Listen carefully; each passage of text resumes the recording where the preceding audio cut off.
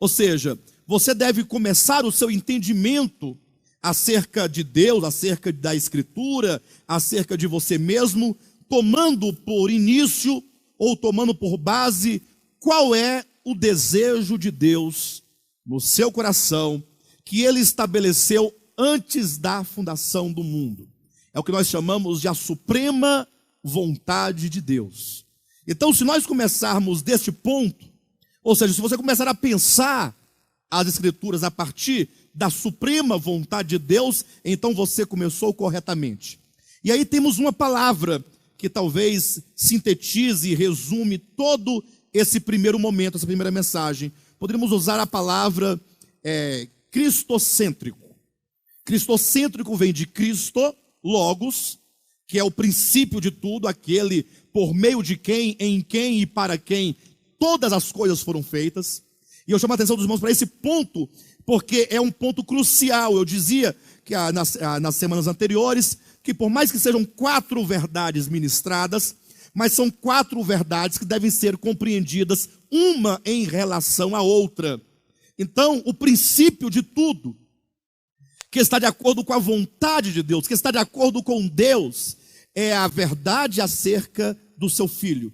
Cristocêntrico quer dizer Cristo no centro de todas as coisas. Se você começar a conduzir a sua vida a partir desse princípio, então certamente você está começando da maneira adequada. Porque a segunda mensagem que nós ministramos foi acerca da queda, da degradação, da corrupção do homem. Ora, e o que foi a queda exatamente em relação à primeira mensagem, em relação à suprema vontade de Deus? Foi exatamente este homem querer viver fora deste plano, ou seja, querer viver para si mesmo. É o homem criado que, ao adquirir conhecimento do bem e do mal, ao adquirir consciência de si mesmo no mundo, agora simplesmente na ilusão dos seus pensamentos, como diz o apóstolo Paulo em Efésios capítulo 4, versículo 17, a partir dos seus pensamentos vaidosos, na vaidade dos seus pensamentos, este homem ele não quer, atenção, viver em Deus, ele não quer viver para Deus, ele não quer que a razão da sua existência seja para Deus, ou seja, ele quer ele quer impor a sua própria existência em si mesmo, para os seus próprios propósitos. E isto é o pecado. Ou seja, é este o momento em que o homem se separa de Deus. Este é o momento. Se fala muito em pecado hoje em dia, não é verdade? Até os cristãos, sobretudo os cristãos evangélicos, se preocupam muito com a questão do pecado.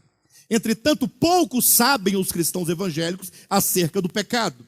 Porque o verdadeiro pecado, segundo a Bíblia, não tem sido falado no meio cristão. Infelizmente.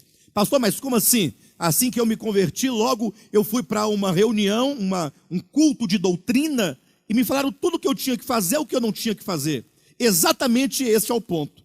Porque te ensinaram um tanto de pecados culturais. O que é o pecado cultural? É aquele pecado que o próprio homem inventa. O homem inventa, por exemplo, que tomar água com gás é pecado. Por quê? Porque dá gases e ao encher as tripas de gases você arrota. Então isso seria contra Deus. Eu estou dando apenas uma ideia, uma tese para os irmãos pensarem. É lógico que tem coisas muito mais absurdas do que esta. Não, tem muito mais absurdas. Porque quando alguém chega ao ponto de dizer que a diadema da cabeça é pecado, então é mais absurdo do que isso. Mas alguém cria uma dada situação, impõe aquilo como pecado, as pessoas assimilam aquilo como sendo pecado, entendem que a abstinência daquilo é a vontade de Deus e passam a cumprir essas regras, a que a Bíblia chama, sabe de quê? De doutrinas de homens.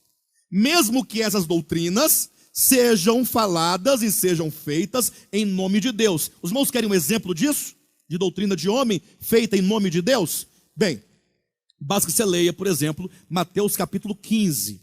Lá você vai encontrar um momento em que Jesus Cristo, ele vai comer num certo banquete com seus discípulos, e ali os discípulos seguem a orientação de Jesus, né, dizendo que o comer sem lavar as mãos não contamina o homem, porque havia uma tradição